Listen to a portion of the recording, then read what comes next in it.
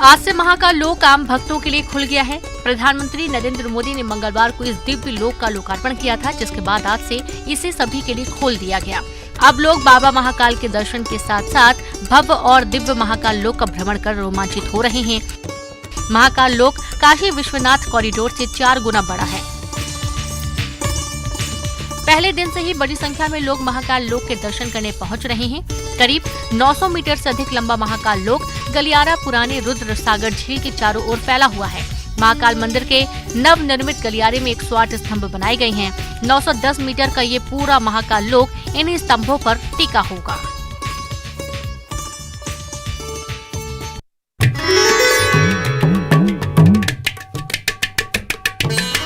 भोलेनाथ का हर भक्त जीवन में कम से कम एक बार महाकाल का दर्शन जरूर करना चाहता है। महाकाल लोक के लोकार्पण के बाद यहाँ श्रद्धालुओं का आना शुरू हो गया है। बड़ी संख्या में लोग सुबह से ही दर्शन के लिए इस दिव्य लोक में पधार रहे हैं। भगवान महाकाल की पूजा अर्चना कर रहे हैं। हिंदू धर्म में महाकाल ज्योतिर्लिंग का खास महत्व है। विश्व में महाकाल मंदिर ही एक ऐसा मंदिर है जहां स्थापित ज्योतिर्लिंग दक्षिणावर्ती है, यानी कि दक्षिण दिशा में इस ज्योतिर्लिंग का मुख है। बता दें कि इस मंदिर में तांत्रिक विधि से महाकाल की पूजा की जाती है। भारत मध्य स्वयंभू ज्योति। महाकाल लोक के लोकार्पण के मौके पर मशहूर गायक कैलाश खेर ने समा बांधा।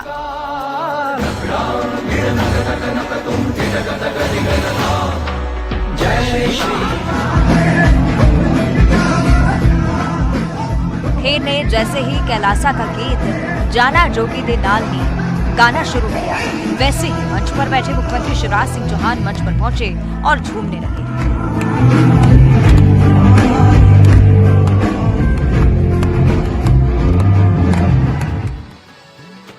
हालांकि सबसे पहले कैलाश खेर ने महाकाल स्तुति गान भारत मध्य स्वयंभू ज्योति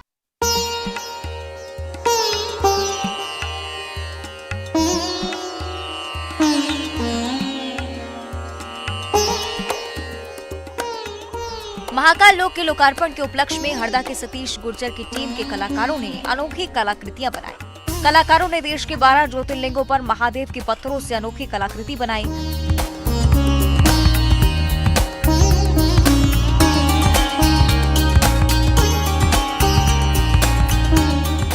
खास बात यह है कि एक ही समय पर बनी कलाकृतियों में वर्ल्ड रिकॉर्ड के रूप में इंटरनेशनल बुक ऑफ रिकॉर्ड में नाम दर्ज करा गया है। काले और पीले पत्थरों से भगवान की तस्वीरें उकेरी गईं, जिसे देखने के बाद हर कोई इनकी तारीफ कर चुका है।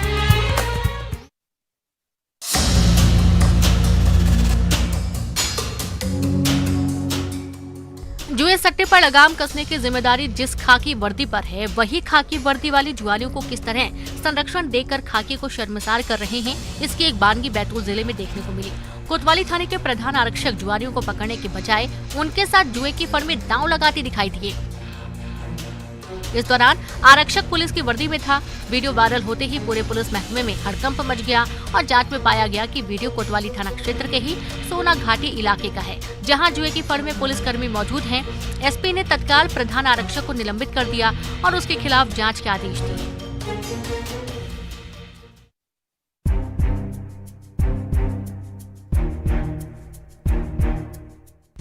जंगल में घूमते तेंदुए को देखना दुर्लभ होता है। बैतूल के मोहदा रेंज में रात के अंधेरे में एक तेंदुआ सड़क पार करते हुए दिखाई दिया। कार की हेडलाइट की रोशनी में तेंदुआ झाड़ियों के बीच बैठा दिखा। कुछ देर बाद वहां से उठकर जंगल में ओझल हो गया। तस्वीरें बैतूल के पश्चिम वन मंडल के मोहदा रेंज के रिहायशी इलाके की हैं। पहले तो कुछ देर तेंदुआ सड़क किनारे झाड़ियों में बैठा रहा, लेकिन फिर जंगल की तरफ चला गया। कार से सफर कर रहे लोगों ने तेंदुए के मूवमेंट का वीडियो रिकॉर्ड कर लिया। वन विभाग भी लोगों से सजग रहने की अपील कर रहा है।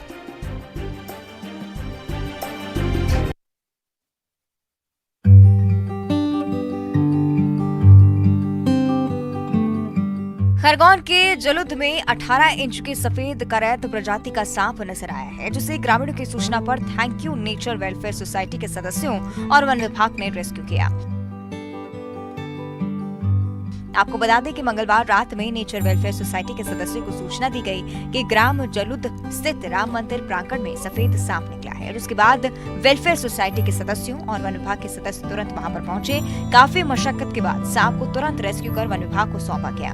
सांप के पकड़े जाने के बाद लोगों ने राहत की सांस ली।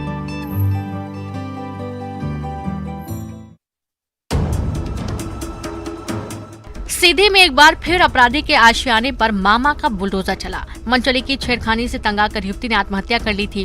कार्रवाई के तहत नवनिर्मित पीएम आवास सहित 3 अलग-अलग घरों को जमींदोज किया गया। इस दौरान आरोपी का परिवार प्रशासन से मदद की गुहार लगा रहा था, लेकिन समाज में संदेश देने के लिए उद्देश्य से प्रशासन ने उनकी एक न सुनी और भारी पुलिस बल की तैनाती में अपराधी का आशियाना जमींदोज कर दिया। पीड़िता की शिकायत के बाद आरोपी को गिरफ्तार कर लिया गया था। हालांकि बाद में उसे जमानत मिल गई, लेकिन इतने से भी उसने सबक नहीं सीखा और फिर से तंग करना शुरू कर दिया, जिससे तंग आकर युवती ने जान दे दी थी।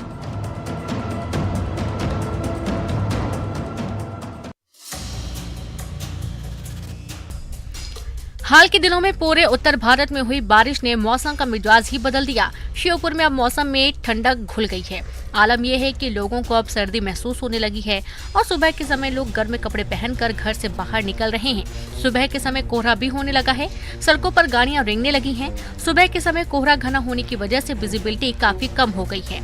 धुंध और कोहरे के कारण वाहनों की हेडलाइट जलाकर ही चलाना पड़ रहा है।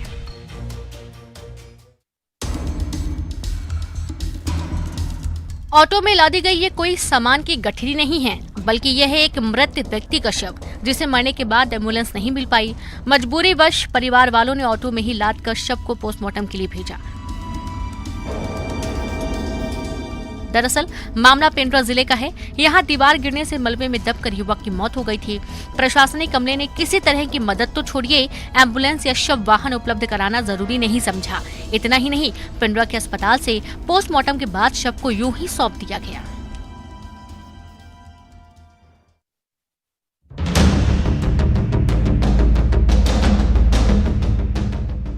कवर्धा में जाते जाते मानसून के कारण किसानों को गहरा आघात पहुंचा है। बेमौसम बरसात के कारण धान की फसलें खराब हो रही हैं। ये धान की फसल पकने का समय है। ऐसे में बारिश के कारण धान की बालियां और पत्तियां काफी क्षतिग्रस्त हुई हैं। इतना ही नहीं, कीट ने भी किसानों की समस्या दोगुनी कर दी है। जो कुछ पैदावार होने की उम्मीद है, उसे कीट बर्बाद करने में लगे हैं। दीपावली के बाद किसान धान की कटाई शुरू करेंगे, लेकिन अब बारिश हो रही है, इससे पैदावार पर गहरा असर पड़ेगा।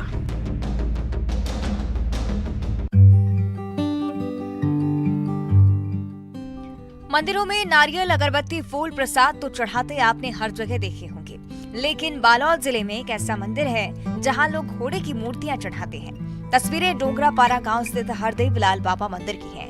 इसके पीछे 500 साल पुरानी एक मान्यता बताई जा रही है। गांव में एक बच्चे का जन्म हुआ जिसके पास दिव्य शक्तियां थी और इन शक्तियों को देख राजनांदगांव के राजा उसे अपने साथ ले गए। बच्चा बड़ा जिसका नाम करण पांडे था। फिर उसकी मुलाकात बाबा हरदेव लाल से हुई। बाबा के कहने पर करण ने लोहा खा लिया। इसके बाद से ये तय हुआ कि इस जगह पर मेला लगेगा और भक्त घोड़े की मूर्तियां चढ़ाएंगे।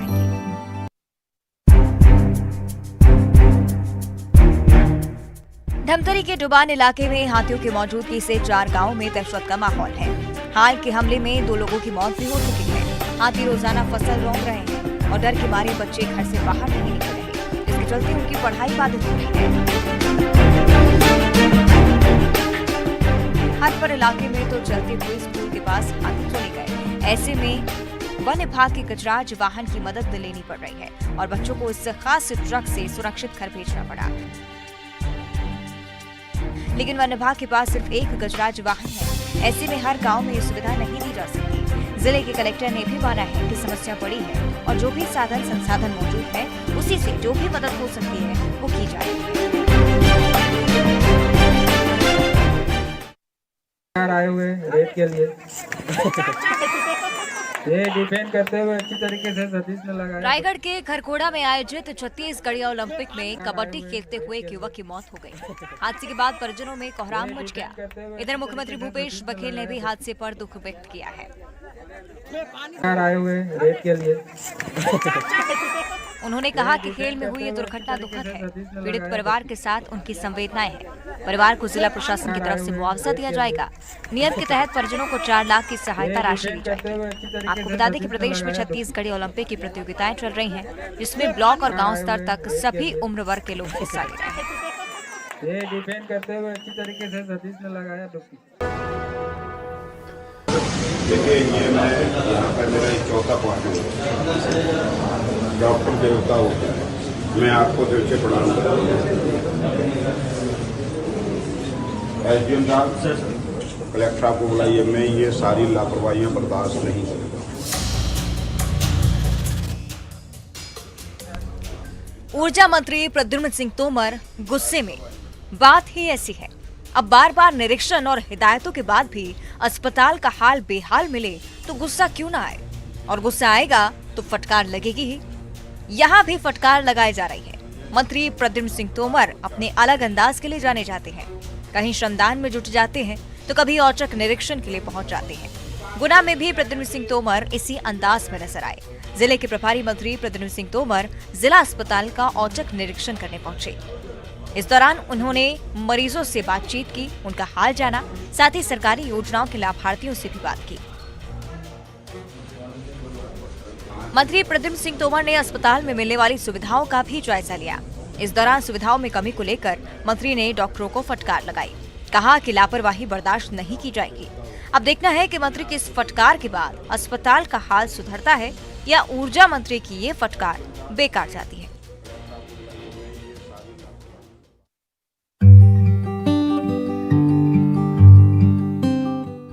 जबलपुर के नेपियर टाउन में रहने वाले नायक परिवार में उस वक्त हड़कंप मच गया जब उनके किचन में एक सांप आ गया। फौरन इसकी जानकारी सर्प विशेषज्ञ को दी गई। सांप को पकड़ने की कवायद शुरू की गई। कड़ी मशक्कत के बाद जब सांप पकड़ में आया तो वो वुल्फ स्नेक यानी कि गनैता प्रजाति का निकला। आपको बता दें कि सांप जहरीला नहीं होता, लेकिन उसके 50 दांत होते हैं। ये सांप आमतौर पर छिपकली, कीड़े और पतंग खाता है। ये दीवारों पर भी बड़ी आसानी से चढ़ सकता है। बेहद पतला होता है। शरीर पर धारियां इसकी दूसरी पहचान है।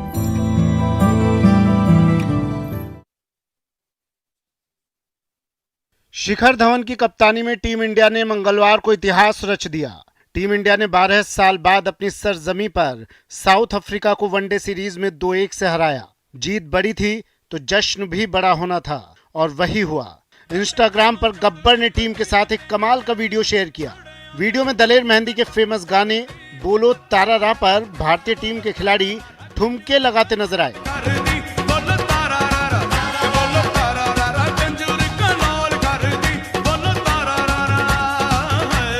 कुलदीप यादव, मोहम्मद सिराज और शिखर धवन के स्टेप्स के तो लोग दीवाने हो गए। वहीं श्रेयस अय्यर, ऋतुराज गायकवाड़ और रवि बिश्नोई टेबल पर चढ़ के डांस करते नजर आए। सोशल मीडिया पर यह वीडियो वायरल हो रहा है। बता दें कि मंगलवार को टीम इंडिया ने दिल्ली में खेले गए आखिरी और निर्णायक वनडे मैच में साउथ अफ्रीका को 7 विकेट से रौंद दिया। साउथ अफ्रीका की टीम सिर्फ 99 रन पर ऑल आउट हो गई थी। भारतीय टीम ने 20वें ओवर में ही सिर्फ 3 विकेट के नुकसान पर यह लक्ष्य आसानी से हासिल कर लिया।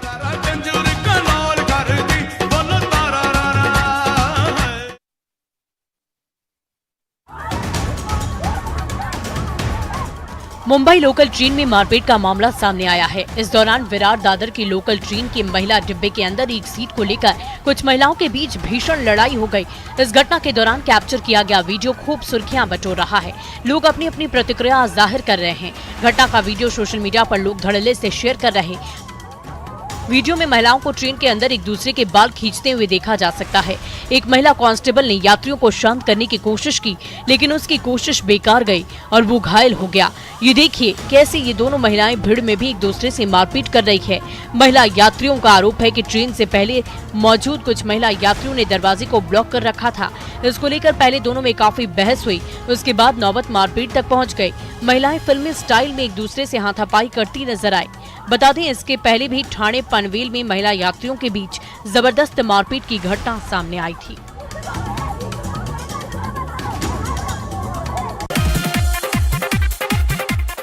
धर्म की आड़ में अश्लीलता परोसना अब आम बात हो गई है। भोजपुरी के फूहड़ गानों पर डांस कराने से भी अब आयोजक बाज नहीं आ रहे। पूजा के नाम पर जमकर अश्लीलता फैलाई जा रही है। दरअसल छपरा में बजरंगबली के मूर्ति विसर्जन पर निकाले गए जुलूस में नर्तकियों ने अश्लील गानों पर डांस किया। मामला रिविलगंज प्रखंड का है, जहां 11 अखाड़ों ने मूर्ति विसर्जन के लिए जुलूस निकाला। अखाड़ों की तरफ से निकाले गए जुलूस में अश्लील भोजपुरी गीतों पर नर्तकियों ने डांस किया और मौके पर खड़ी युवाओं की भीड़ भी उनके साथ ठुमके लगाती दिखी। ये देखिए कैसे अश्लील कपड़े पहनकर अंग प्रदर्शन करते हुए नचनिया ठुमके पर ठुमके लगा रही है। यहाँ एक दो नहीं बल्कि कई ट्रक पर नचनिया सवार होकर झूमती गाती नजर आई। शर्म की बात तो ये है कि एक जुलूस में बजरंगबली की प्रतिमा भी निकाली गई। गाने में हर हर महादेव और जय श्री राम के नारे भी लगाए गए। लेकिन ये क्या, थोड़ी सी भक्ति भाव दिखी ही थी कि फिर नचनिया की एंट्री हो गई। इन डांसरों ने भक्ति गीतों को भी नहीं छोड़ा। देखिए इन गानों पर भी कि कैसे कैसे नाच दिखा रही है।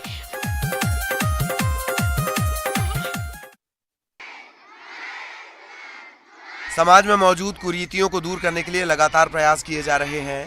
कांकेर के आदिवासी कन्या आश्रम सिंगार भाट में बालिका दिवस कार्यक्रम का आयोजन हुआ।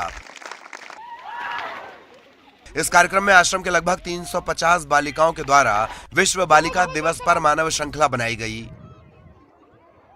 अंतर्राष्ट्रीय बालिका दिवस के इस साल की थीम हमारा समय, हमारा अधिकार, हमारा भविष्य सभी बालिकाओं के द्वारा दोहराई गई। इस मौके पर बाल संरक्षण, भिक्षावृत्ति, बाल यौन शोषण, बाल तस्करी, बाल विवाह समेत अन्य सामाजिक कुरीतियों के बारे में जानकारी दी गई।